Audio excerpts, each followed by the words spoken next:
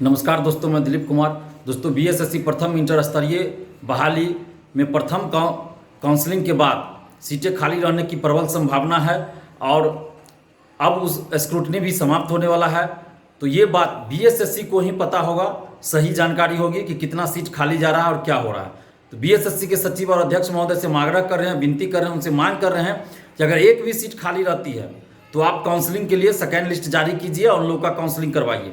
इस बहाली में एक भी सीट खाली नहीं जानी चाहिए, क्योंकि ये बहाली 7.5 साल पहले की है और 7.5 सालों में हजारों ऐसे अभ्यर्थी हैं जिनकी उम्र समाप्त हो गई, वो कहीं भी अब सरकारी नौकरी के लिए फॉर्म नहीं भर सकते हैं। और दूसरी तरफ इन 7.5 सालों में इन हजारों अभ्यर्थियों ने काफ़ी दुख तकलीफ को झेला है और ऐसी परिस्थिति में अगर सीट खाली रह जाए और इन लोगों को नौकरी ना मिले, ये लोग बेरोजगार रह जाए, तो ये बहुत बड़ा अन्याय होगा, नाइंसाफ़ी होगी। तो ऐसा नहीं होना चाहिए और एक भी सीट खाली ना रहे। और काउंसलिंग में जो लोग भी ऐसे लोग होंगे जो कहीं जॉब में हो या फिर जो जिन लोगों ने काउंसलिंग करवा लिया है लेकिन वो लोग ज्वाइन नहीं करेंगे, तो ऐसे लोगों से भी अपील है, हम उनसे विनती कर रहे हैं कि अगर आपने काउंसलिंग करवा लिया है लेकिन अब आप ज्वाइन नहीं करना चाहते हैं प्रथम इंटर स्तरीय बहाली में, तो आप प्लीज़ एक काम कीजिए कि आप कम से कम एक लेटर लिखिए, आवेदन दीजिए बीएसएससी के सचिव के नाम से और उसमें आप जिक्र कीजिए कि आपका काउंसलिंग कब हुआ, आपका रोल नंबर क्या है, पूरा डिटेल दीजिए और आप ये चीज़ें उसमें लिख दीजिए कि आप इसमें ज्वाइन नहीं करने जा रहे हैं और उनके जगह पे किसी और को ज्वाइन करा दिया जाए या काउंसलिंग करवा लिया जाए उनका।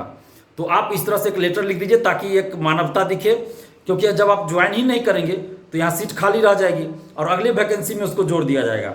और इधर जो है 7.5 साल से लोग लगे हुए हैं, आप ही के साथ पढ़ने वाले, आप ही के मित्र, आप ही के रिश्तेदार, सगे संबंधी होंगे कोई, तो उन लोगों को नौकरी ना मिले, वो लोग बेरोजगार रह जाए और आप इधर काउंसलिंग करवा के आप दूसरे जगह ज्वाइन किए हुए हैं या ज्वाइन कीजिएगा और इधर सीट खाली रह जाए, नौकरी इधर युवा को ना मिले, बेरोजगार रह जाए, तो ये बहुत गलत होगा। तो ऐसा ना हो, इसलिए आप कम से कम एक लेटर लिखिए। और खासकर जो दरोगा अभ्यर्थी भी हैं जो 2446 में सेलेक्ट हो चुके हैं, तो अब उस पर जो रोक थी वो पटना हाईकोर्ट ने खुद ही हटा लिया है, तो अब आप लोग के सामने कोई समस्या भी ऐसी नहीं है। तो आप लोगों ने भी अगर काउंसलिंग करवा लिया है प्रथम इंटर स्तरीय बहाली में, तो आप लोग भी निश्चित रूप से एक लेटर लिख दीजिए ताकि आयोग इस पर विचार करे और काउंसलिंग के लिए सेकेंड लिस्ट निकाले और सीट खाली न रह जाए।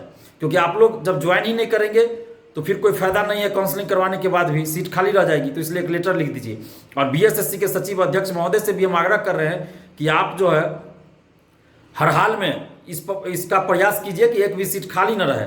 और आपके पास कोई इस तरह का लेटर आता है जो ये कहते हैं कि वो ज्वाइन नहीं करेंगे, तो ऐसी परिस्थिति में आप उनको एक तरह से रिक्त पद समझ के और काउंसलिंग के लिए आप सेकेंड लिस्ट जारी कीजिए और एक भी सीट खाली नहीं रहनी चाहिए इस बहाली में। इतना मैं आपसे आग्रह कर रहा हूँ। और दिव्यांगजनों का यानी कि हैंडीकैप्ड जनों का जो समस्या है कि उन लोग का कहना है कि उनकी कैटेगरी में लगता है रिजल्ट ही नहीं दिया गया, तो आपको अब पता चल गया होगा कि उनके कैटेगरी में रिजल्ट है या नहीं। अगर नहीं है उनके कैटेगरी में रिजल्ट, गलती से भी छूट गया है, तो आप उनके कैटेगरी में रिजल्ट दीजिए और जल्द से जल्द उन लोगों का काउंसलिंग करवाइए और एक भी सीट इसमें खाली न रहे, इस बात का आप पूरा ख्याल रखिए। क्योंकि ये बहाली 7.5 साल पहले की है और काफ़ी लंबा समय होता है 7.5 साल, तो ऐसा नहीं होना चाहिए। और दिव्यांगजनों की भी जो समस्या है उनका भी समाधान कीजिए। और जाति प्रमाण पत्र नॉन क्रीमिलेयर वाली जो बात है उसमें भी आप करंट ईयर का यानी वर्तमान साल का भी मान्य कीजिए, चाहे पुराना हो या नया हो, सबको मान्य कीजिए और मानवीय रुख अपनाइए। मानवीय रुख अपनाते हुए इस बहाली को आप जल्द पूरा कीजिए। कोरोना का बहाना आप मत बनाइएगा, जैसा कि लगता है, जैसे पहले भी आप बना चुके हैं, तो ऐसा नहीं होना चाहिए। कोरोना का बहाना मत बनाइएगा, क्योंकि अब आपको सिर्फ ऑफिशियल काम करना है, तो आप कोरोना का बहाना मत बनाइएगा और जल्द से जल्द इस बहाली को आप पूरा करने का पूरा प्रयास कीजिए। ईमानदारी से प्रयास कीजिए। मैं यही कहूँगा कि आप ईमानदारी से प्रयास कीजिए कि जितना जल्द हो इस बहाली को पूरा कीजिए और एक भी सीट खाली न रहे, इसका भी आप पूरा प्रयास ईमानदारी से कीजिए। क्योंकि परीक्षार्थी 7.5 सालों से लगे हुए हैं और उनके दुख तकलीफों को आप भी समझ रहे होइएगा, ऐसा नहीं कि आप नहीं समझ रहे होंगे, हर कोई समझ रहा है।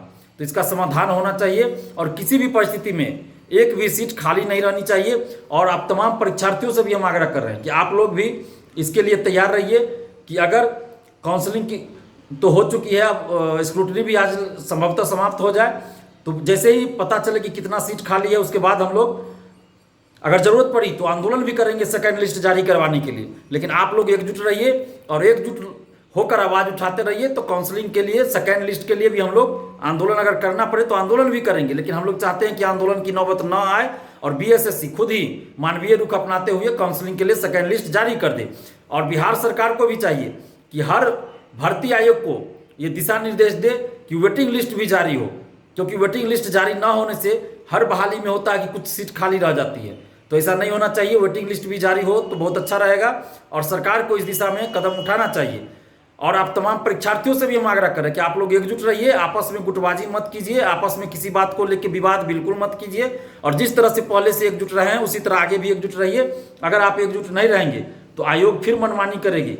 अभी आपको काउंसलिंग हुआ है, अभी फाइनल रिजल्ट नहीं आया है, अभी ज्वाइनिंग नहीं हुई है और काउंसलिंग के लिए सेकेंड लिस्ट भी निकलवानी है।